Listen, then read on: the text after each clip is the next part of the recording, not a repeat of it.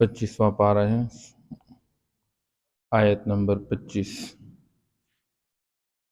اعوذ باللہ من الشیطان الرجیم، بسم اللہ الرحمن الرحیم۔ وَإِذَا تُتْلَى عَلَيْهِمْ آيَاتُنَا بَيِّنَاتٍ مَا كَانَ حُجَّتُهُمْ إِلَّا أَن قَالُوا ائْتُوا بِآبَائِنَا إِن كُنتُمْ صَادِقِينَ۔ صدق اللہ العظیم۔ اللہ جل شانہ فرماتے ہیں بڑے عجیب لوگ ہیں، اپنے گمان کے مطابق یہ بات کرتے رہتے ہیں، حالانکہ اللہ فرماتے ہیں وَإِذَا تُتْلَى عَلَيْهِمْ آيَاتُنَا بَيِّنَاتٍ، جب ان پر ہماری آیات تلاوت کی جاتی ہے، یعنی ان کو ہمارے آیات سنائے جاتے ہیں، جس کے اندر دلائل کے ساتھ بات سمجھائی گئی ہے کہ جیسے اللہ جل شانہ دنیا کی مردہ زمین کے اندر حیات پیدا کرنے پر قادر ہے، ایسے ہی مردہ انسان کو دوبارہ زندہ کرنے پر اللہ پاک قادر ہے۔ پھر جب اللہ نے انسان کو پہلی مرتبہ پیدا کیا ہے تو دوبارہ پیدا کرنا اللہ کے لیے کون سا مشکل ہے؟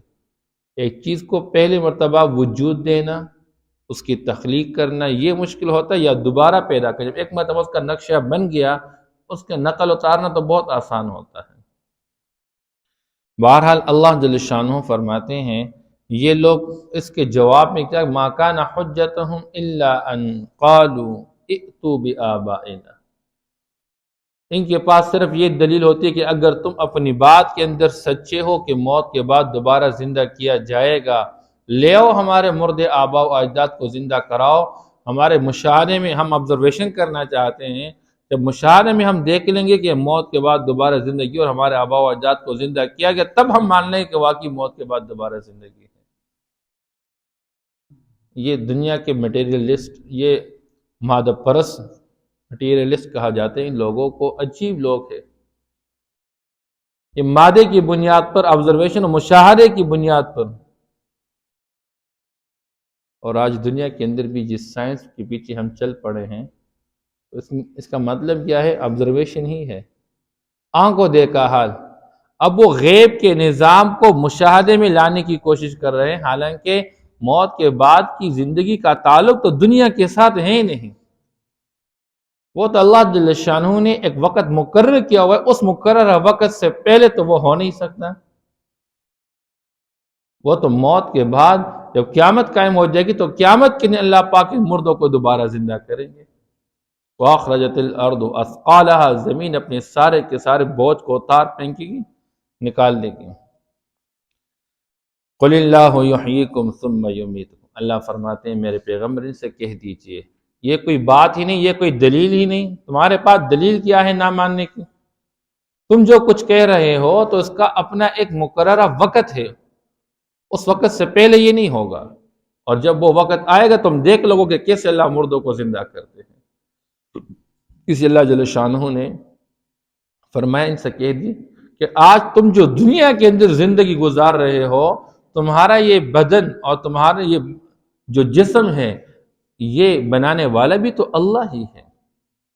اس اللہ نے تمہیں قطرے سے بنایا، ماں کے پیٹ میں تمہارے گوشت، تمہاری ہڈیوں کو بنا کے، ہڈیوں پر گوشت کو چڑھا کے، عالم ارواح سے روح ڈال کے، اور تمہیں دنیا کے نظام میں لا کے چلانے، پلانے، کھلانے والا، یہ سب کچھ تو اللہ ہی کرتے رہتے ہیں۔ تو جس اللہ نے تمہیں یہ زندگی سے نوازا، ثم یمیتکم، اس زندگی کے بعد تمہیں موت دے گا، اور اس کے بعد ثم یجمعکم الی یوم القیامت، اور پھر یاد رکھنا تم سب کو دوبارہ اکٹھا کرے گا قیامت کے دن پہ۔ لا ریب فیہ، وہ دن جس کے واقعہ ہونے میں کسی قسم کا کوئی شک نہیں، البتہ بات یہ ہے کہ کسی کو اس کے واقعہ ہونے کا وقت معلوم نہیں کہ وہ کب قائم ہوگی قیامت، وہ اللہ ہی جانتے۔ بس 5 باتیں جس کا علم اللہ کے سوا کسی کو نہیں ہے۔ متی الساعہ، قیامت کب قائم ہوگی؟ آپ صلی اللہ تعالیٰ علیہ وسلم نے قیامت کے واقعہ ہونے سے پہلے نشانات کا بیان کیا ہوا ہے، لیکن اس کو اشراط الساعہ کہتے ہیں، لیکن عین وقت کب ہوگا یہ کوئی پتہ نہیں چلا، لیکن سب سے بڑی نشانی کی قیامت بالکل قریب ہوگی۔ تو وہ مشرق کی بجائے مغرب سے سورج کا طلوع ہو جانا۔ آپ صلی اللہ تعالیٰ وسلم نے صحابہ سے پوچھا، پتہ ہے تمہیں کہ یہ جو سورج روزانہ غروب ہو جاتا ہے یہ کہاں جاتا ہے؟ اللہ اس کے رسول ہی جانتے، میں کوئی پتہ نہیں۔ فرمایا یہ اللہ کے عرش کے پاس جا کے اللہ سے پوچھتا رہتا ہے، میں طلوع ہو جاؤں؟ اس کو اجازت مل جاتی ہے تو روزانہ یہ طلوع ہوتا ہے اور مشرق سے طلوع ہوتا ہے۔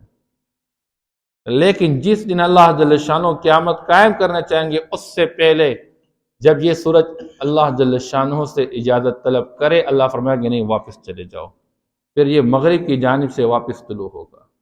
جس دن مغرب سے سورج طلوع ہو گیا بس سمجھو کہ قیامت بالکل قریب ہے۔ اس لیے آپ صلی اللہ تعالیٰ علیہ وسلم نے تو دنیا کے اندر اپنے وجود کو اور اپنے آنے کو بھی قیامت کی نشانی بتا دی۔ فرمایا میں اور قیامت یوں ہیں، بس جتنا ان دو انگلیوں کے درمیان کا فاصلہ ہے بس اتنا ہی میرے بعد قیامت کی واقع ہونے کا زمانہ ہے۔ بس بہرحال اور بھی نشانیاں آپ صلی اللہ تعالیٰ علیہ وسلم فرمائیں، اور جس دن سورج وہ مشرق کی بجائے مغرب سے طلوع ہو چکا اس کے بعد کسی کا ایمان اس کو کوئی فائدہ نہیں دے گا، پھر ایمان قابل قبول نہیں ہوگا، پھر کسی بندے کی کوئی نیکی اس کے لیے فائدے کی چیز نہیں ہوگی۔ بہرحال وَلَكِنَّ أَكْثَرَ النَّاسِ لَا يَعْلَمُونَ، لیکن اکثر لوگ اس بات کو جانتے نہیں ہیں، لوگوں کو اس بات کا یقین نہیں آ رہا ہے آج دنیا کے اس نظام میں۔ وَلِلَّهِ مُلْكُ السَّمَاوَاتِ وَالْأَرْضِ، یاد رکھو دنیا کی ملکیت اور حکومت یہ آسمانوں اور زمینوں کی یہ اللہ ہی کی ہے۔ بس یہ دنیا میں جو اپنے آپ کو بادشاہ سمجھتا رہتا ہے یا دنیا کے اندر کسی کو بادشاہی دی جاتی ہے، بس یہ عارضی طور پر اللہ بادشاہ بنا لیتا ہے دنیا کے کسی ایک حصے کا، اور وہ لوگوں کا بادشاہ بن کے دنیا کے اندر پھرتا رہتا ہے، لیکن یہ بادشاہی یہ حقیقی نہیں، یہ عارضی ہے، اللہ کی طرف سے عطا کی ہوئی ہوتی ہے، اور اس کا اصل مقصد یہ ہوتا ہے کہ یہ زمین پر اللہ کے نظام کو قائم کر لے بس۔ لیکن جو بادشاہ دنیا کے اندر اللہ کے بھیجے گئے نظام کو نافذ نہیں کرتا ہے، یہی بادشاہ اس کے لیے پھر باعث وبال بن جائے۔ بہرحال وَيَوْمَ تَقُومُ السَّاعَةُ يَوْمَئِذٍ يَخْسَرُ الْمُبْطِلُونَ، جب تک اللہ چاہتے ہیں آسمان اور زمین کا نظام چلتا رہے گا، جس دن اللہ چاہے گا یہ آسمان یہ ٹکڑے ٹکڑے ہو جائے گا اور اس زمین کو حرکت دی جائے گی اور یہ ہلا دی جائے گی، اور قیامت کے دن اللہ ایک نئی زمین کو وجود عطا فرما دیں گے۔ آج اس زمین کے اندر اتار چڑھاؤ نظر آ رہا ہے، پھر وہ بالکل ایک چٹیل میدان ہوگا جس میں کوئی اتار چڑھاؤ نہیں ہوگا۔ اللہ جل شانہ اس زمین اور آسمان کو جب تک چاہے اللہ وجود رکھے، جب چاہے اس کو ختم کرے تاکہ قیامت کو وجود دے دے۔ وَيَوْمَ تَقُومُ السَّاعَةُ يَوْمَئِذٍ يَخْسَرُ الْمُبْطِلُونَ، یاد رکھو جس دن قیامت قائم ہو جائے گی تو اس دن یہ باطل پرست لوگ، اللہ کے منکر، اللہ کے رسول کے منکر، قرآن کے منکر، قیامت کے منکر، یہ بہت بڑا نقصان اٹھانے والے ہوں گے۔ یخسر المبطل، اس لیے علماء فرماتے ہیں انسان کو تین چیزیں بنیادی طور پر دنیا کے اندر دی گئی ہے جو اس دنیاوی زندگی کے حوالے سے ایک بہت بڑی پونجی ہے، ایک بہت بڑا سرمایہ ہے، اور بندہ اس کو انویسٹ کر لے۔ اور وہ کیا ہے؟ فرمایا ایک انسان کی زندگی ہے، کسی کو کم کسی کو زیادہ اللہ عطا فرماتے ہیں، اور دوسرے انسان کی عقل۔ اس حدیث پاک کے اندر آتا ہے، آپ صلی اللہ علیہ وسلم فرماتے ہیں کہ جب اللہ نے عقل کو پیدا فرمایا تو عقل کو اللہ جل شانہ نے مخاطب کر کے فرمایا تیری وجہ سے میں لوگوں کو نجات بھی دوں گا اور تیری وجہ سے میں لوگوں کو پکڑوں گا۔ اس لیے ایک حدیث پاک کے اندر آتا ہے انسان کو اپنے نیک اعمال کا جو بدلہ دیا جائے گا وہ اس کی عقل کے مطابق۔ نیک عمل کو عقل کے ذریعے سمجھنا، اب نماز تو بندہ پڑھ رہا ہے لیکن نماز صحیح پڑھنا مقصود ہے، جان چھڑانا مقصود نہیں ہے۔ بندہ حج تو کر رہا ہے لیکن حج کے افعال اور فرائض کو صحیح ادا کرنا مقصود ہے۔ ایک بندہ یہاں سے سعودی عرب چلا گیا اور حج کا موسم ہے اب وقوف عرفہ حج کے اندر فرض ہے اور اس کے لیے ٹائم متعین ہے. آپ نے 9 ذی الحجہ کو وقوف عرفہ کرنا ہے اور وہ آپ نے کرنا ہے 10 ذی الحجہ کے طلوع فجر سے پہلے پہلے تک. یہ زمانہ، یہ ٹائم جتنا ہے، یہ آپ کے وقوف عرفہ کا ہے. اگر اس درمیان وقوف عرفہ نہیں ہوا، آپ کا حج ہی نہیں ہوتا ہے. احرام ہے، یہ بنیادی فرائض میں سے ہے. بہرحال تو اس لیے عقل کی بنیاد، انسان اعمال کو سمجھ کر کرے. آج ہم دنیا کی چیزیں سمجھ کر کرتے ہیں. ایک چھوٹا سا موبائل ہے آج دنیا کے اندر، ایک ان پڑھ زمیندار ہوا کرتا ہے جس نے ABC 1 2 3 پڑھا ہی نہیں ہے، وہ بھی موبائل کو استعمال کرنے کو کیسے سمجھتا رہتا ہے اور سیکھ کے چلتا رہتا ہے. لیکن ہم ماں کے پیٹ سے مسلمان پیدا ہو کے اور بچپن سے 55 تک نماز پڑھتے، لیکن نماز کو سیکھ کے نہیں پڑھتے. ہمیں عار محسوس ہوتی ہے، لوگ کیا کہیں گے. اور جب غلط نمازیں پڑھیں گے تو غلط نماز کہاں اللہ قبول اس نے فرمایا 60 سال حدیث پاک کے اندر آیا بندہ نماز پڑھا ہوا ہوگا لیکن کوئی نماز قبول نہیں ہوگی. پتہ ہی نہیں ہے نماز کے اندر کون سی چیز فرض ہے، کون سی چیز واجب ہے، ہم نے نماز کس طرح پڑھنی ہے، نماز کے الفاظ کیا ہے. اتنا قرآن صحیح پڑھنا کہ آپ کی نماز کی قرات فرض ہے نماز کے اندر، اب ہمارے پاس الفاظ ہی غلط ہے. آپ ایک اپلیکیشن لکھ لیں آج کے دنیا کے کسی انسٹیٹیوٹ کے اندر اس کے بڑے کو، اور آپ اس اپلیکیشن کے اندر اپنے لیے 2 دن کی چھٹی مانگتے ہیں، لیکن اس کے اندر آپ نے جو ورڈ لکھے ہوئے سارے اس کے سارے سپیلنگ غلط ہیں، سینٹنس سارے غلط ہی ہیں. اوکے کہ بھئی آپ نے کیا پیش کیا مجھے، میں کس چیز پر سائن کر لوں. دنیا کا ایک چھوٹا سا اللہ کا بنایا گیا انسان، وہ اس پر دستخط کرے کہ الفاظ ہی غلط ہیں. مجھ سے کوئی پوچھ بھئی آپ نے کس چیز پر سائن کیا ہوا، آپ نے چھٹی دی ہوئی. ہم اللہ کے سامنے قرآن پڑھتے ہیں، درخواست پیش کرتے ہیں ہدایت کے لیے، اور وہ الفاظ ہم غلط پڑھتے رہتے ہیں. اذان نماز تو بہت بڑی بات ہے، لوگوں کو اذان ہی نہیں آتی ہے.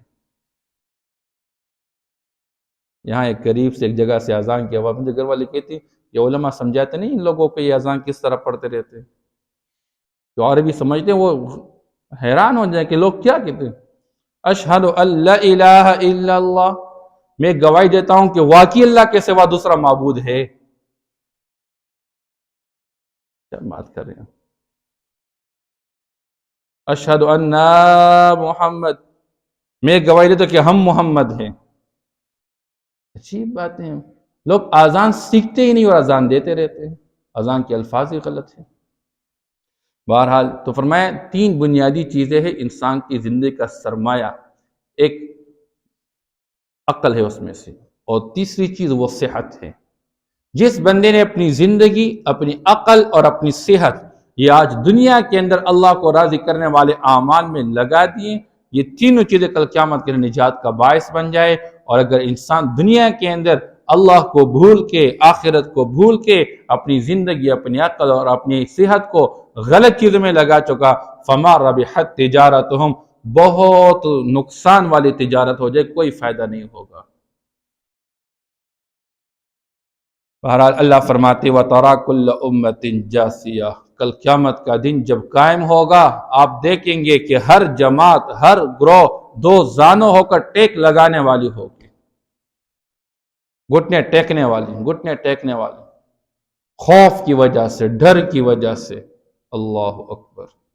آپ صلی اللہ علیہ وسلم احادیث کے اندر بیان فرمایا انسان پریشانی کے عالم میں ڈوبا ہوا ہوگا. تحشرون، حضور فرمایا تمہارا حشر کیا جائے گا قیامت کے دن حفاتن عوراتن، ننگے پاؤں، ننگے بدن، بغیر ختنہ کے. اور انسان اپنے گناہوں کے مطابق پسینے میں ڈوبا ہوگا. سارے لوگ حضرت آدم علیہ السلام کے پاس جائیں گے، آپ اللہ سے سفارش کر لے، آپ تو ہم سب کے ابو ہیں، اللہ حساب و کتاب شروع کر لے. آدم علیہ السلام فرمائیں گے نہیں بھائی، میں اس درجے کا بندہ نہیں ہوں، مجھے یاد ہے مجھے اللہ نے ایک درخت کو کھانے سے منع کیا تھا، میں وہ غلطی کر چکا. آپ جائیں اور فلاں پہ نوح علیہ السلام کے پاس، نوح علیہ السلام سے لوگ درخواست کریں گے، آپ اللہ سے درخواست کر لیں کہ حساب و کتاب شروع. نوح علیہ السلام فرمائیں گے نہیں بھائی، میں نہیں اس درجے کا بندہ، میں دنیا کے اندر اللہ سے مانگ چکا تھا اپنے بیٹے کے بارے میں، لیکن میرا بیٹا وہ میرے اہل میں سے نہیں تھا، اس لیے میں نہیں کر سکتا۔ اور جاؤ بھائی، لوگ چلے جائیں گے حضرت موسیٰ علیہ السلام کے پاس، لوگ چلے جائیں گے عیسیٰ علیہ السلام کے پاس، انبیاء علیہ السلام ساری معذرت کریں گے۔ حضور فرماتے ہیں پھر سارے لوگ میرے پاس آ جائیں گے اور مجھ سے درخواست کریں گے، میں اللہ کے سامنے پیش ہوں گا اور اللہ کے سامنے سرب سجود ہوں گا۔ اللہ جل شانہ مجھے اس وقت کچھ کلمات کے القاء کر لیں گے، میں اللہ کا حمد و ثنا بیان کروں گا، اور اللہ جل شانہ فرمائیں گے یا محمد ارفع رأسک، اے محمد اپنا سر اٹھاؤ، کہہ دو کیا کہنا چاہتے ہو، میں اللہ سے درخواست کروں گا، اللہ حساب و کتاب شروع کر دے۔ حضور کی شفاعت، آپ صلی اللہ علیہ وسلم فرماتے ہیں اللہ دنیا میں ہر پیغمبر کو ایک دعا دے چکے، مانگو، موقع دے چکے کہ جو مانگنا چاہتے ہیں مانگ، تمہاری دعا قبول ہو جائے گی۔ یہ اللہ کی طرف سے ایک خصوصی معاملہ ہر پیغمبر کے ساتھ، ہر پیغمبر نے دعا مانگی، اللہ نے پوری کر دی۔ میں نے اپنی امت کے لیے وہ دعا میں نے آخرت کا ذخیرہ بنا رکھا ہے، میں نے اپنی دعا کو شفاعت کے واسطے آخرت کے لیے ذخیرہ رکھا ہوا ہے، میں قیامت کے لیے اپنی امت کی شفاعت کروں گا۔ اس امت کے 70,000 بندے وہ ہوں گے جو بغیر حساب و کتاب کے اللہ جل شانہ جنت میں داخل فرما دیں گے۔ وہ کاشا رضی اللہ کڑے ہو گئے، اللہ کے رسول دعا کیجئے مجھے بھی اللہ ان میں سے شمار کر دیں، اور میں تو اس میں سے ہو گیا۔ دوسرا بندہ کڑا ہو گیا، اللہ مجھے بھی ان میں سے شمار کیا جائے، دعا کیجئے، اور میں نہیں وہ کاشا سبقت لے گیا۔ اچھا، بہرحال یہ امت کا قیامت کے دن انسانوں کا حال ہوگا۔ دنیا کا آج متکبر اور جبار انسان تھوڑا سا اپنی حقیقت پر سوچے، اپنی ابتدا پر سوچے، اپنی انتہا پر سوچے، بات ختم، کچھ بھی نہیں ہے۔ آج دھوکہ کھا چکا انسان۔ ترا کل امت جاسیہ، آپ دیکھ لیں گے ہر امت کو، ہر جماعت کو کہ وہ دوزانوں ٹیک لگانے والی۔ کل امت تدعا الی کتابہا، ہر امت کو بلایا جائے گا، ہر گروہ کو، ہر جماعت کو بلایا جائے گا اپنے اعمال نامے کی طرف۔ حدیث پاک کے اندر آتا ہے، آپ صلی اللہ علیہ وسلم فرمائیں اعمال نامے ہوا میں اڑ جائیں گے، کسی کو دائیں ہاتھ میں مل جائے گا، کسی کو بائیں ہاتھ میں مل جائے گا، اور کسی کو پیٹھ پیچھے سے مل جائے گا۔ فَأَمَّا مَنْ أُوتِيَ كِتَابَهُ بِيَمِينِهِ فَيَقُولُ هَاؤُمُ اقْرَءُوا کتابیہ، جس کو دائیں ہاتھ میں اعمال نامہ مل گیا وہ آواز لگا آؤ بھائی پڑھ لو میرا اعمال نامہ۔ مجھے یہ یقین تھا کہ میں اپنے رب کی ملاقات کروں گی، ظننت انی ملاق حسابیہ، اور جس کو بائیں ہاتھ عمل نامہ ملے گا وَأَمَّا مَنْ أُوتِيَ كِتَابَهُ بِشِمَالِهِ، ہائے افسوس، کاش یا لیتنی لم اوت کتابیہ، مجھے عمل نامہ دیا ہی نہ جاتا، ہائے افسوس، ہائے افسوس۔ ہاں کہے گا مجھے آج میری مال و دولت ختم، میری سلطنت، بادشاہت اور حکومت اور طاقت ختم، ہائے آج فیصلہ ہی ہوتا، مجھے موت آ جاتی، بات ختم ہو جاتی، اچھا ہوتا۔ انسانوں کو بلایا جائے گا اعمال نامے کی طرف، اس کے اندر سب کچھ لکھا ہوگا، الیوم تجزون ما کنتم تعملون، آج کے دن تمہیں بدلہ دیا جائے گا تمہارے ان اعمال کا جو تم کرتے رہتے تھے۔ ھذا کتابنا ینطق علیکم بالحق، انسان جب پڑھے گا اس اعمال نامے کو، لا یغادر صغیرۃ ولا کبیرۃ الا احصاها، ہر چھوٹا بڑا عمل سب کچھ محفوظ ہوگا، اس دن انسان حیران ہوگا یہ کہاں سے لکھا گیا۔ اللہ فرمائیں گے میں نے اپنے فرشتے تیرے ساتھ مقرر کیے ہوئے تھے، تم جو کچھ کرتے رہتے تھے، صبح فرشتے آ کر ڈیوٹی دیتے رہتے تھے، عصر کی نماز کے بعد وہ چلے جاتے، پورے دن کا ریکارڈ تمہارا محفوظ کیا جاتا تھا،